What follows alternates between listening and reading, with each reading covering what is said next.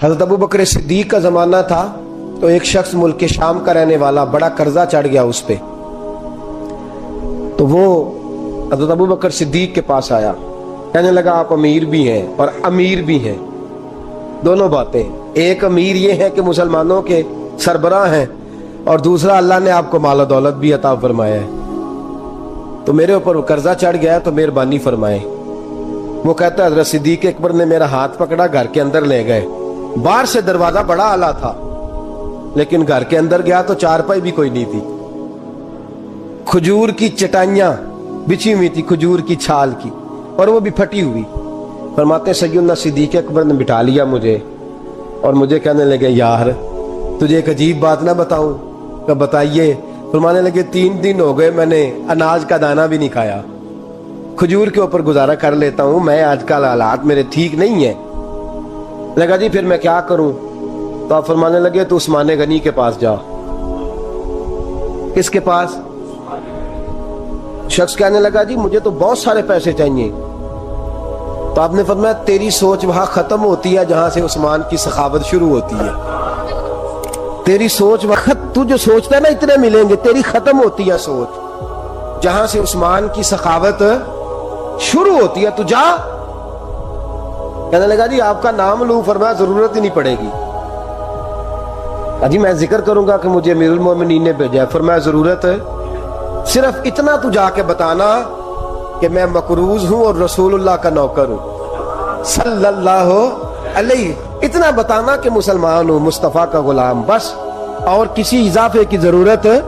کہا جی وہ دلیل مانگیں گے؟ فرمایا عثمان خیرات کرتے تفتیشیں نہیں کرتا، عثمان اللہ کی راہ میں دیتے ہوئے تفتیشیں 10 روپے دینا اور 100 بات سنانا فقیر کو، تک تو نہیں نا، 10 روپے اور 100 قسم کے تانے نہ دے تو میاں چشم پوشی کر جا، تجھے کس نے اجازت دیا ٹٹولنے کی، پھولنے کی اور کرودنے کی؟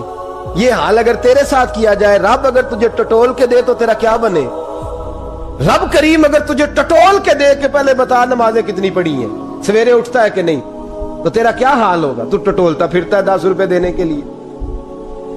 حضرت عثمان غنی کی عادت نہیں، وہ شخص کہتا ہے میں چلا گیا، پوچھتا پچھاتا دروازے پہ پہنچا، دروازے پہ دستک دی تو حضرت عثمان غنی کے اندر سے بولنے کی آواز ہے، اپنے بچوں کو ڈانٹ رہے ہیں، کہتے ہیں یار تم لوگ شہد کے اندر، دودھ کے اندر شہد ملا کے پیتے ہو، خرچہ تھوڑا کم کرو، اتنا خرچہ تم نے بڑھا دیا ہے، تم دودھ کے اندر دودھ بھی میٹھا شہد بھی میٹھا، ایک چیز کھا لو، کو بیمار ہو 2 چیزیں استعمال کرتے ہو۔ کہتے ہیں میں نے کہا ابو بکر تو بڑی باتیں بتا رہے تھے، اور اس قسم کے کئی واقعات حضرت عثمان غنی کے ساتھ ہوئے، وہ تو بڑی باتیں بتا رہے تھے، اور یہ آدمی دودھ شہد سے لڑائی کر رہا ہے، اور مجھے کئی 1000 درہم چاہیے، دینار چاہیے، مجھے دے گا؟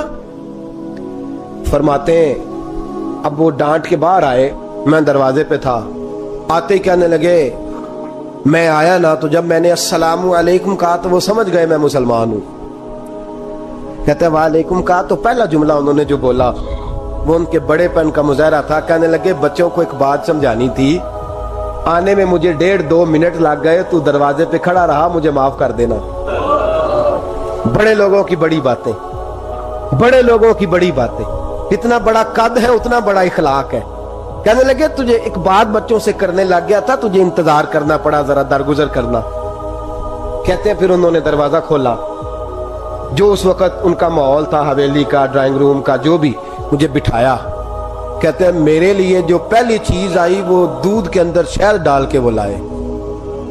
کہتے ہیں میرے دل میں خیال آیا گھر میں جھگڑا کر رہے تھے، مجھے پلایا، اس کے بعد کھجوروں کا حلوہ آ گیا۔ کہتے ہیں میں نے کہا بچوں کو کہہ رہے تھے ایک میٹھی چیز استعمال کرو، میرے لیے 3 آ گئی ہیں، 3 آ گئی، عجیب شخص ہے۔ کہتے ہیں میں لیکن ابھی میرا تصور جمع نہیں، میں نے کہا اتنا تگڑا نہیں جتنا حضرت ابو بکر نے بتایا ہے۔ کہتے ہیں کھلا پلا کے نا پھر پوچھنے لگے کیسے آئے ہو، کیسے آئے ہو؟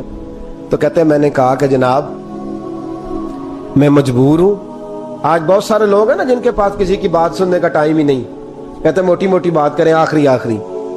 حضرت عثمان غنی پوری کھلا پلا کے کہنے لگے کیسے آنا ہوا؟ کہتے ہیں میں نے کہا جی میں مسلمان ہوں، ملک کے شام کے مضافات کے ایک گاؤں کا رہنے والا ہوں، کچھ کاروباری مشکلات آئیں تو میں مقروض ہو گیا، میرے اوپر قرضہ ہے, مجھے کچھ پیسوں کی حاجت ہے. فرمانے لگے میں نے کچھ پیسے کہا, انہوں نے ایک آواز دی تو ان کا غلام آیا ایک اونٹ کے اوپر لدا ہوا سامان لے کے. کس کے اوپر؟ اونٹ کے اوپر. کہتا ہے مجھے 3000 اشرفیوں کی ضرورت تھی, میں نے بتایا نہیں 3000 چاہیے. اونٹ آیا تو حضرت عثمان غنی کہنے لگے اس اونٹ پر تیرے لیے تیرے گھر والوں کے لیے میں نے کپڑے بھی رکھوا دیے, کھانا بھی رکھوا دیا اور 6000 اشرفیاں بھی رکھوا دیے. تو پیدل آیا ہے تو اب اونٹ لے کے جا. کہتے میں نے کہا حضور اونٹ واپس کون کرنے آئے گا؟ کہنے لگے واپس کرنے کے لیے دیا ہی نہیں تو تحفہ ہے تو لے جا.